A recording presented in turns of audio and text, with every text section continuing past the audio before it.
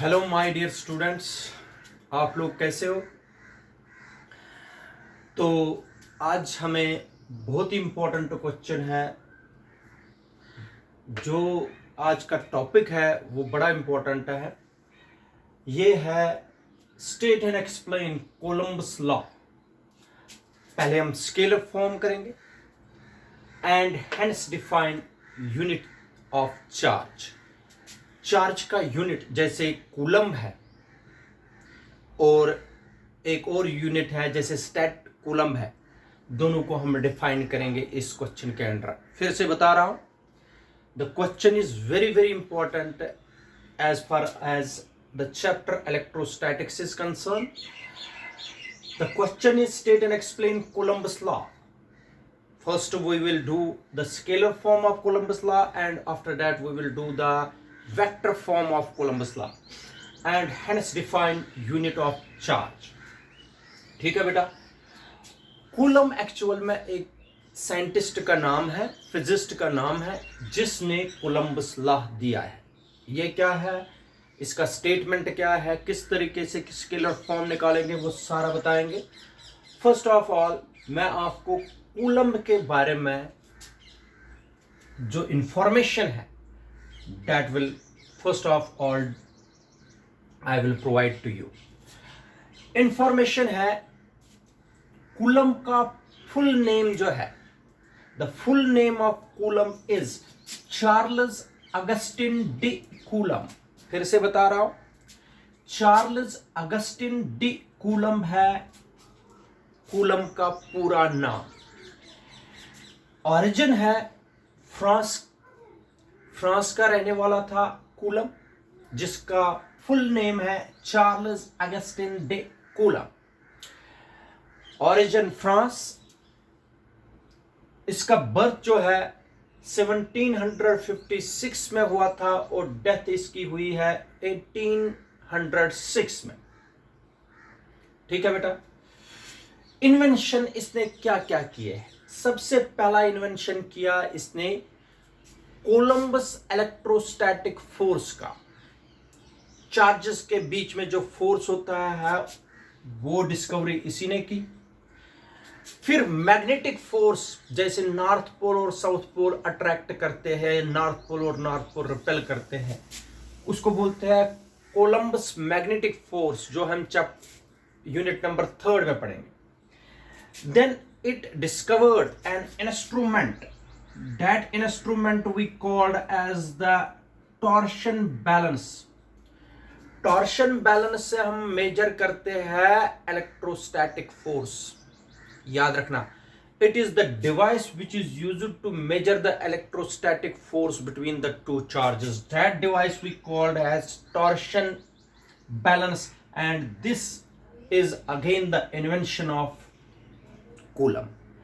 ये important information I am providing to you. ये आप लोगों को रफ पर अपनी कॉपी पर, जब आप कॉपी बनाओगे तो साइड में ये इंफॉर्मेशन लिख दीजिए। ये शीट पर नहीं होती है, ये इंफॉर्मेशन आप लोगों को अपनी कॉपी पर साइड में लिखनी है कि क्या इसका पूरा नाम है, ओरिजिन कहाँ है, बॉर्न कब हुआ है, डेथ कब हुई है, कौन कौन से इन्वेंशंस इसने की है। और अगर आपको पेपर में आएगा what is torsion balance, it is a device which is used to measure the electrostatic force between the two charges. याद रखे बेटा। इसके बाद जो हमें स्टेटमेंट के लिए जरूरत है, क्वेश्चन है what do you mean by point charge. Point charge होता क्या है, क्योंकि ये मुझे जरूरत पड़ेगा।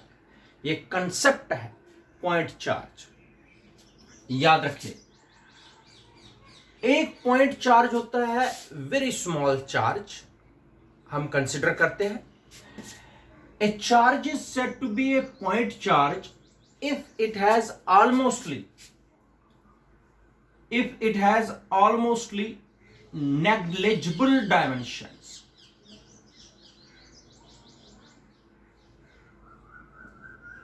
Negligible dimensions. एक ऐसा चार्ज जिसमें ऑलमोस्टली नेग्लिजिबल डायमेंशंस हो उसको बोल सकते हो ऑफ पॉइंट चार्ज, या ऐसे भी बोल सकते हो a charge which has zero size, A charge which has zero size but possesses a charge which has almostly zero size but possesses some amount of charge, some charge that we called as point charge. What is point charge now? A charge is said to be a point charge if it has almostly negligible dimension. जिसके almostly negligible dimension, ये dot को हम यहां treat करते हैं as a point charge.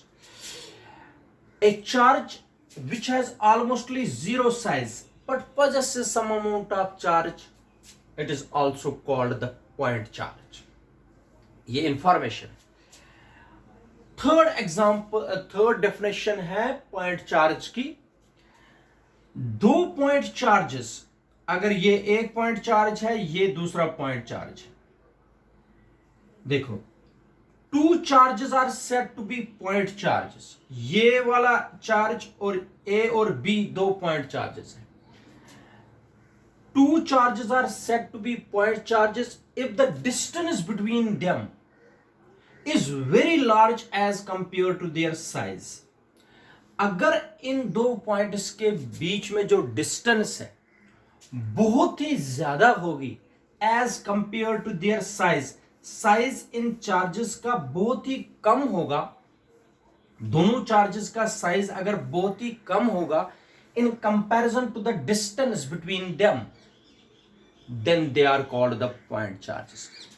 If the ये वाली distance जो है इन दो पॉइंट चार्जेस के बीच में अगर ये बहुत ज्यादा है, किस कंपैरिजन में?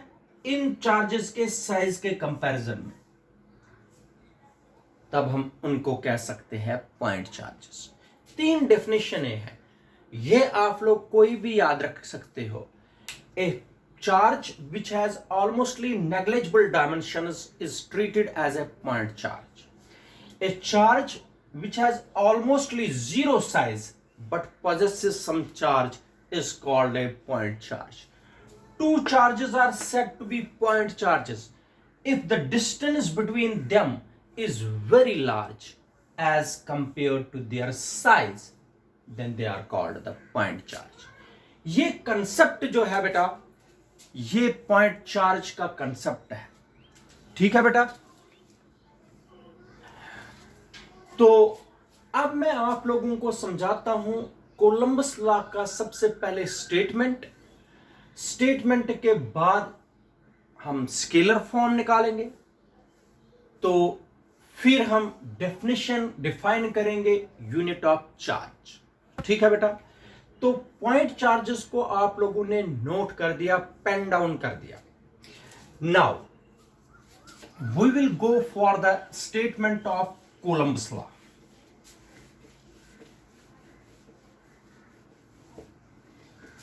देखिए कोलंबस लॉ का स्टेटमेंट कैसे बनाएंगे. स्टेटमेंट चाहे स्केलर फॉर्म हो चाहे वेक्टर फॉर्म हो, statement will remain the same. अगर कोलंबस लॉ हम स्केलर फॉर्म में इस वक्त कर रहे हैं, लेकिन अगर हम कल वेक्टर फॉर्म में करेंगे the statement will not change, it will remain the same. देखो बेटा, ये मान लीजिए ये आप लोगों ने एक पॉइंट चार्ज लिया जिसका नाम रखा Q1. This is another point charge, this is Q2. ठीक है बेटा. इन दोनों को आप लोगों ने एयर में रखा, इन दो के बीच में एयर है.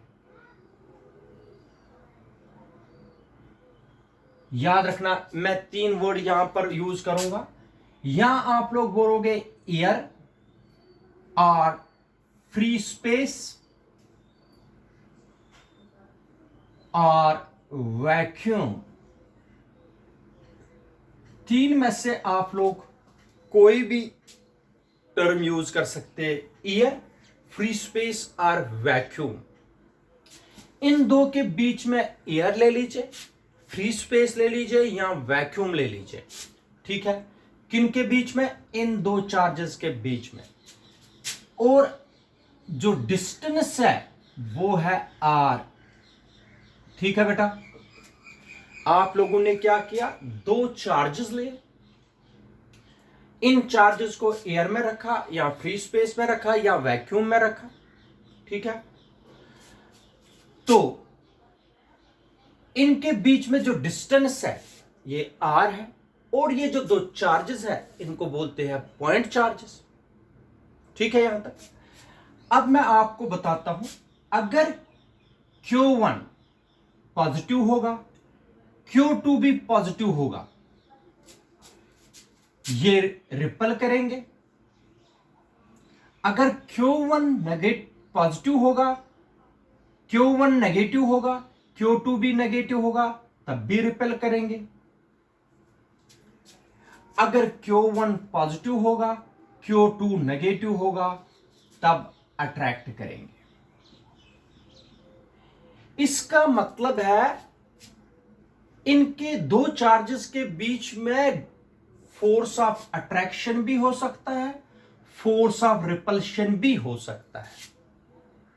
ये डिपेंड करता है चार्ज क्या है, पॉजिटिव चार्ज है कि नेगेटिव चार्ज है, ठीक है बेटा।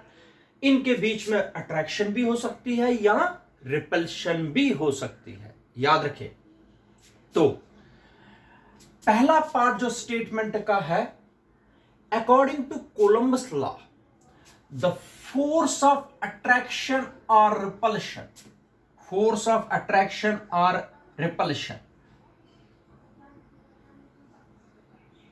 according to Columbus law the force of attraction or repulsion between any two point charges, इन दो पॉइंट चार्जेस के बीच में अट्रैक्शन भी हो सकता है, रिपल्शन भी हो सकता है, डिपेंड करता है ये चार्ज और ये चार्ज क्या है, ठीक है। According to Columbus law the force of attraction और repulsion between any two point charges, ये दोनों पॉइंट चार्जेस है, ये भी पॉइंट चार्ज है, this is also point charge, ठीक है बेटा। Coulomb's law states that the force of attraction और repulsion between any two point charges at rest, ये दो पॉइंट चार्जेस किस पर है बेटा? रेस्ट पर है। इलेक्ट्रोस्टैटिक्स में हम डील करते हैं उन चार्जेस के साथ जो रेस्ट पर है, ठीक है। इज डायरेक्टली प्रोपोर्शनल, ये जो फोर्स ऑफ अट्रैक्शन है या रिपल्शन है इन दो पॉइंट चार्जेस के बीच में जो रेस्ट पर है और जो किस में रखे गए हैं, एयर में या फ्री स्पेस में या वैक्यूम में, ये डायरेक्टली प्रोपोर्शनल होता है प्रोडक्ट, इन दो चार्जेस के प्रोडक्ट, मगर प्रोडक्ट किन का? मैग्नीट्यूड्स का। मैग्नीट्यूड ऐसे लिखते हैं मॉड में, product of the magnitudes of the two charges, Q1 mod Q1 multiply mod Q2, याद रखा बेटा। इसको मैग्नीट्यूड बोलते हैं, बाद में रिमूव भी कर सकते हैं, ऐसी बात नहीं, लेकिन पहले समझे ये first part. Coulomb's law states that the force of attraction और repulsion between any two point charges at rest is directly proportional to the product of the magnitudes of the two charges, product of the magnitudes of the two charges, और यही force होता है बराबर inversely proportional to the square of the distance, inversely proportional होता है square of the distance between these two point charges. Columbus law दो parts में divide है, एक है जो ये फोर्स है ये डायरेक्टली प्रोपोर्शनल होता है product of the magnitudes of the two charges, और इनवर्सली प्रोपोर्शनल होता है distance, square of the distance between them. बाद में ये मैं पूरा समझाऊंगा। अगर डिस्टेंस ज्यादा होगी फोर्स कम होगा। अगर इन दो के बीच में ये दूर होंगे चार्जेस, फोर्स कम होगा। अगर इन दोनों चार्जेस का मैग्नीट्यूड ज्यादा होगा तो फोर्स ऑफ अट्रैक्शन या रिपल्शन भी ज्यादा होगी।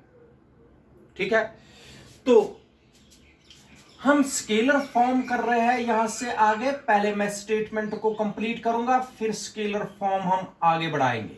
ठीक है बेटा, इधर सुनिए statement. Columbus law states that the force of attraction or repulsion between any 2-point charges at rest is directly proportional to the product of the magnitudes of the two charges.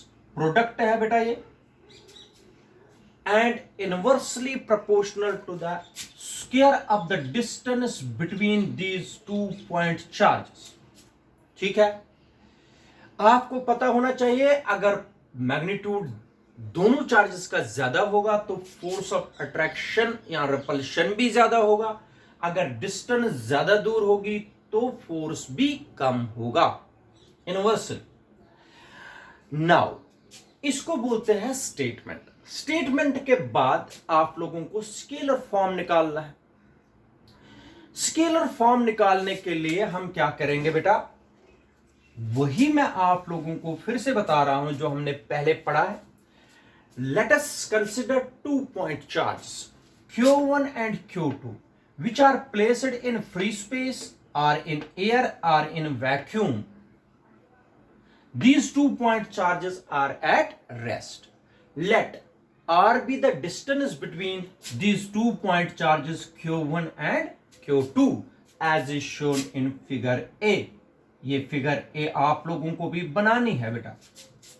ठीक है, तो आप लोगों ने बना दी फिगर को।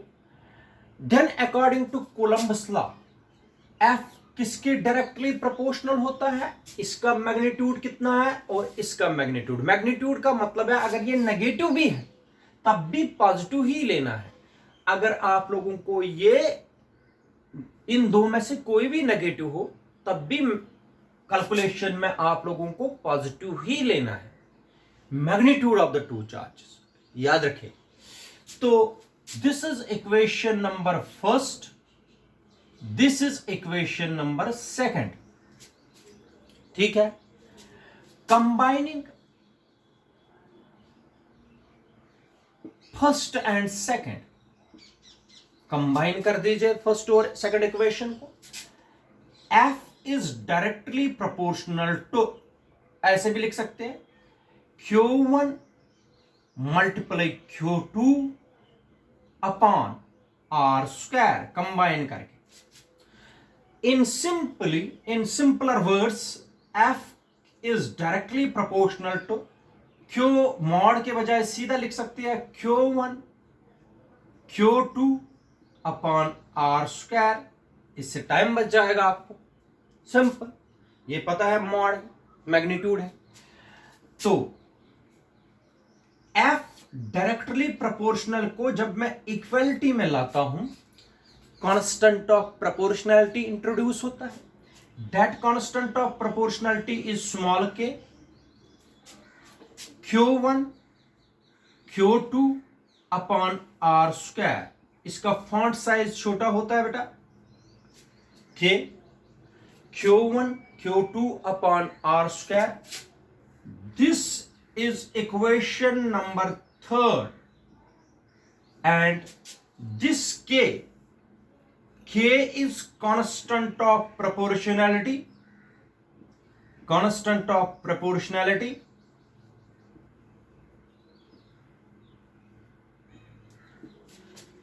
and is known as Columbus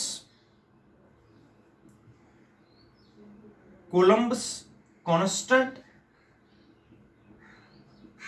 or force constant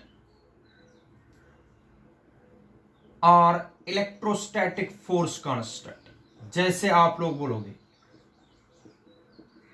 force constant. ठीक है बेटा, where K is constant of proportionality and is called Coulomb's constant, और इलेक्ट्रोस्टैटिक फोर्स कांस्टेंट और सिंपली फोर्स कांस्टेंट।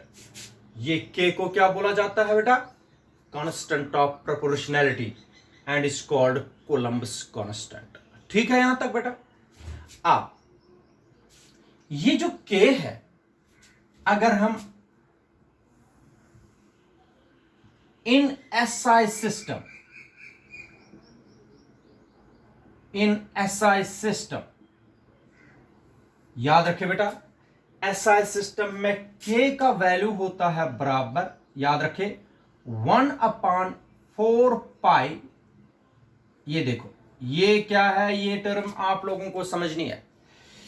ये टर्म है सी जैसा लिखना और इसके बीच में ऐसे लाइन डालनी, इसको पढ़ते हैं एप्सिलॉन। क्या पढ़ते हैं बेटा? एप्सिलॉन। क्या पढ़ते हैं? एप्सिलॉन। लेकिन अगर ऐसे लगाएंगे जीरो यहां पर, इसको पढ़ते हैं एप्सिलॉन नॉट। तो याद रखना, अगर ऐसे ही लिखेंगे इसको पढ़ेंगे सिंपली एप्सिलॉन, अगर ऐसे लिखेंगे इसको पढ़ेंगे एप्सिलॉन नॉट। तो ये एप्सिलॉन नॉट होता क्या है बेटा? Wire epsilon not is absolute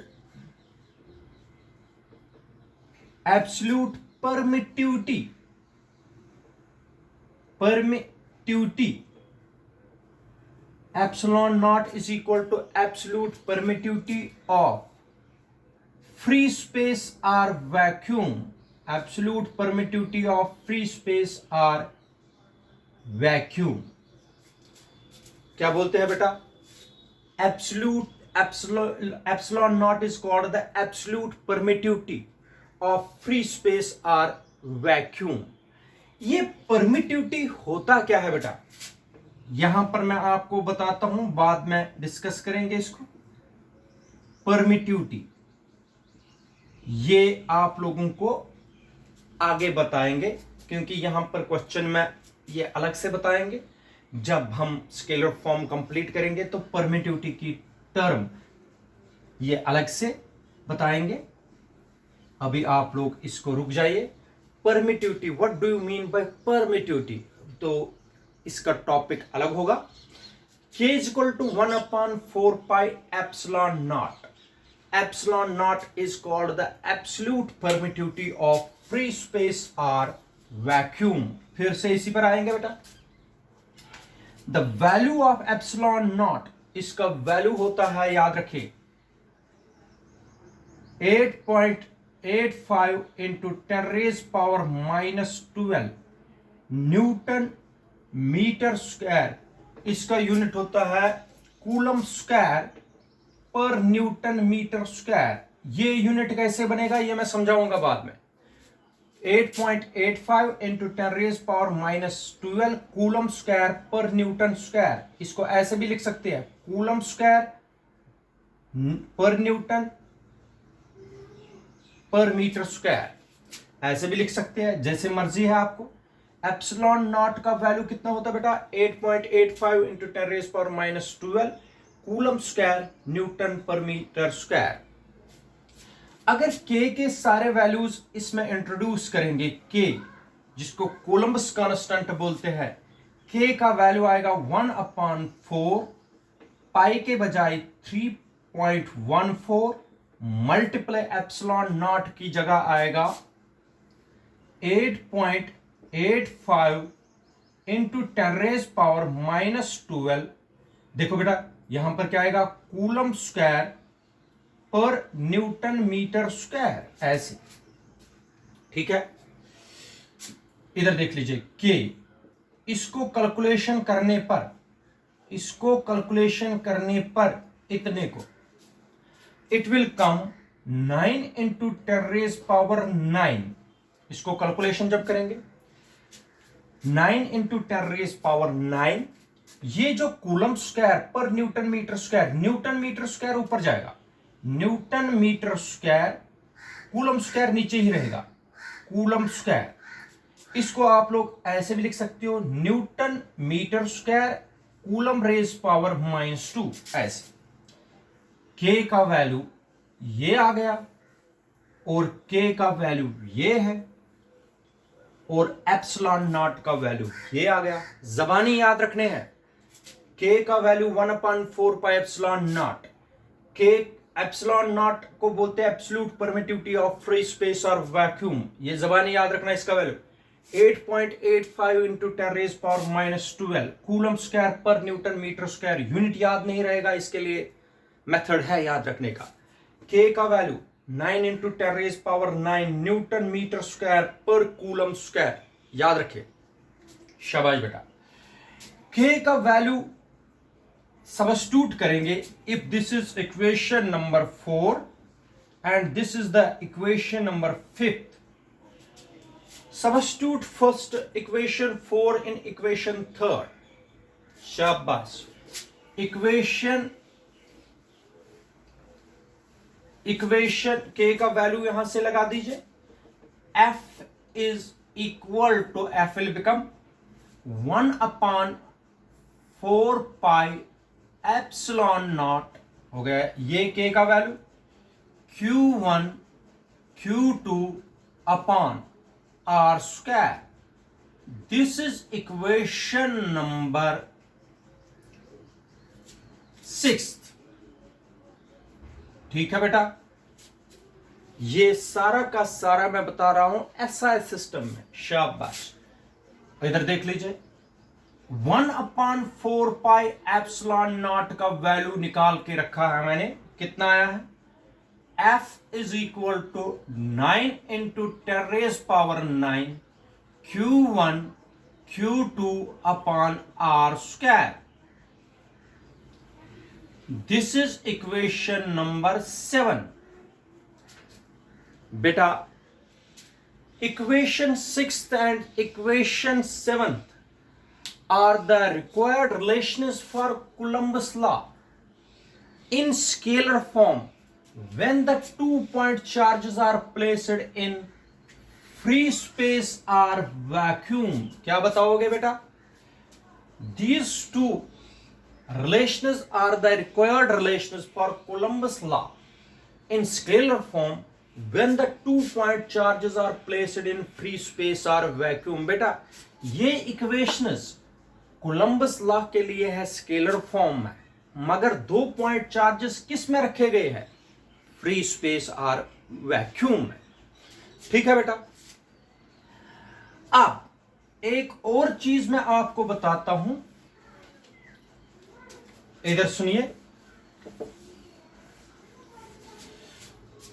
अगर यही 2 पॉइंट चार्जेस मीडियम में रखे गए हैं,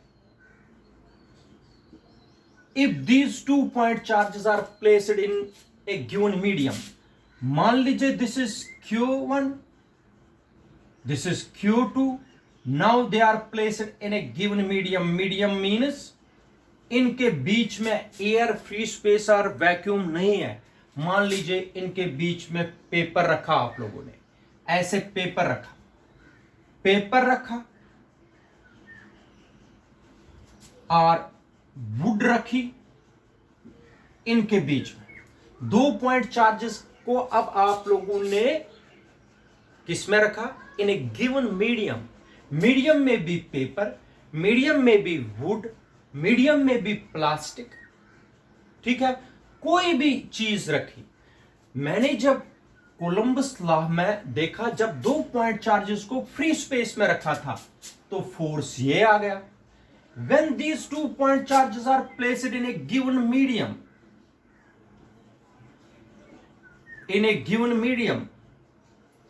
कोलंबस लॉ में चेंज आएगी बेटा, कोलंबस लॉ में चेंज आएगी। Then equation 6th can be written as f is equal to 1/4 पाई, सिर्फ लिखना है एप्सिलॉन। क्या लिखना है बेटा? नॉट नहीं लिखना है, एप्सिलॉन लिखना है सिर्फ। q1 q2 upon r square. देखो, where epsilon is equal to absolute permittivity of absolute permittivity of given medium, ये गिवन मीडियम की परमिटिविटी है, ये कौन, एप्सिलॉन। हो सकता है अगर पेपर होगा तो उसकी एब्सोल्यूट परमिटिविटी है, निकालना किस तरीके से वो निकाल सकते हैं रिलेशन से। This is the absolute permittivity of given medium. If the medium is paper, between these 2 point charges the medium is paper, then it is the absolute permittivity of paper. If it is wood, then it is the absolute permittivity of wood, जो epsilon का value निकालेंगे। इसलिए epsilon का particular value नहीं है, it depends upon the medium placed between these 2 point charges. यहां तो पता ही था ये एयर है, फ्री स्पेस है या वैक्यूम है, तो इसलिए वहां पर मैंने बताया था एप्सिलॉन नॉट, और एप्सिलॉन नॉट का पर्टिकुलर वैल्यू है। तो यहां पर वैल्यू नहीं लगा सकते आप लोग, यहां पर F is equal to 1/4 pi epsilon Q1 Q2 upon R square लगा सकते हैं। ठीक है बेटा। और ये रिलेशन जो है, this is the Columbus law, this is the Columbus law या Coulomb's force between 2 point charges, between 2 point charges when placed in a given medium।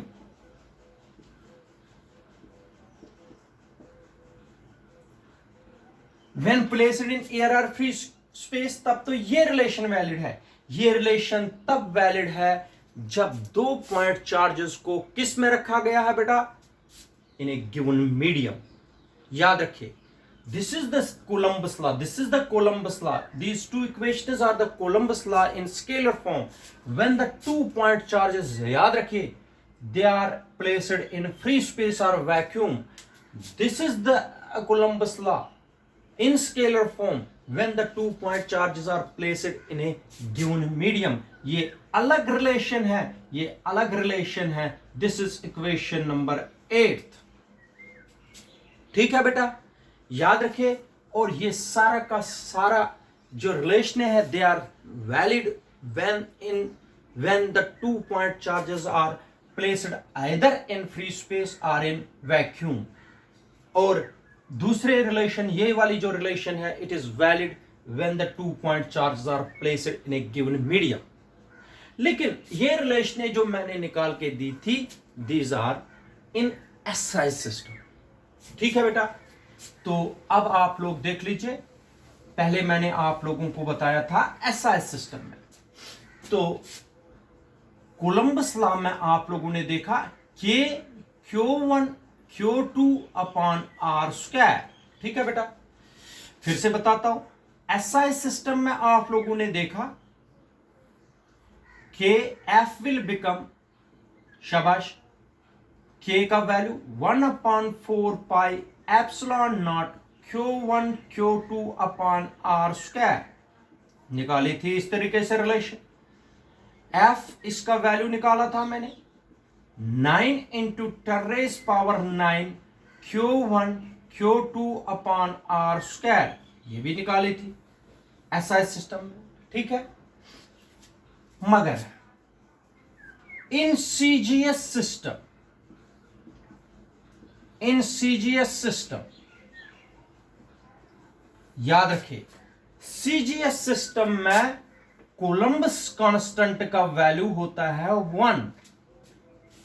किसमें कितना होता है बेटा, कोलंबस कांस्टेंट कितना होता है, K का वैल्यू होता है 1। K का वैल्यू 1/4 पाई एप्सिलॉन नॉट किस सिस्टम में होता है, SI सिस्टम। K का वैल्यू 1 किस में होता है, CGS सिस्टम में। then this equation will become F is equal to Q1 Q2 upon R square। इसका मतलब हो गया, this is the Columbus law in CGS system where the value of Columbus constant is 1। याद रखे बेटा, याद रखा, ये कोलंबस लॉ इन CGS सिस्टम है। These two relations are the relations for the Columbus law in शाबाश बेटा, एसआई सिस्टम। मगर ये दोनों वैलिड इक्वेशंस है फ्री स्पेस के लिए, एंड मीडियम के लिए कौन से रिलेशन वैलिड है बेटा? मीडियम के लिए रिलेशन है F is equal to 1/4 epsilon Q1 Q2 upon R square. ये जो एप्सिलॉन है, याद रखना, एप्सिलॉन को क्या बोला था हमने? Absolute permittivity of given medium. यहां पर मैं आप लोगों को एक और चीज बताता हूं, कैपिटल के इसको बोलते हैं, ये आगे पढ़ेंगे हम, यहां पर सिर्फ मैं रिलेशन बताऊंगा। डाई इलेक्ट्रिक कांस्टेंट बोलते हैं, ये आगे पढ़ेंगे, डाई इलेक्ट्रिक कांस्टेंट। ठीक है बेटा, K is equal to epsilon upon epsilon naught. Absolute permittivity of given medium का रेशियो किसके साथ? Absolute permittivity of free space के साथ। तो ये होता है डाइलेक्ट्रिक कांस्टेंट। ये सिर्फ मैं यहां पर नोट करा रहा हूं, पढ़ाऊंगा नेक्स्ट टॉपिक में। एप्सिलॉन किसके बराबर हुआ? फिर ये वाला एप्सिलॉन इसको क्रॉस मल्टीप्लाई होगा, के एप्सिलॉन नॉट। मगर ये वाला के जो है, it is not Columbus constant, it is capital K. Capital K है, शाबाश, dielectric constant. Dielectric constant, इसका मतलब है ये रिलेशन आप लोग दूसरे तरीके से भी लिख सकते हो। F, इसका मतलब मीडियम में है ये बेटा, इज इक्वल टू 1/4 के epsilon not Q1 Q2 upon R square. ये न्यूमेरिकल पर्पसेस के लिए भी हमें ये रिलेशन है। मीडियम में चाहे ये वाली रिलेशन लिख लीजिए, चाहे ये वाली रिलेशन लिख लीजिए, these both relations are valid for, शाबाश, किसके लिए? मीडियम के लिए। याद रखिए, this is the Columbus law in scalar form. मगर पहली रिलेशन फ्री स्पेस या वैक्यूम के लिए, दूसरी रिलेशन मीडियम के लिए, ये रिलेशन सीजीएस सिस्टम के लिए। याद रखिए, ये वाली दो रिलेशन एसआई सिस्टम में फ्री स्पेस के लिए, ये वाली दो रिलेशन मीडियम के लिए, ये वाली रिलेशन सीजीएस सिस्टम के लिए। सारे रिलेशन है कोलंबस लॉ के लिए। ठीक है, तो जो ये नेक्स्ट पार्ट है, defined unit of charge, it will be discussed in next video.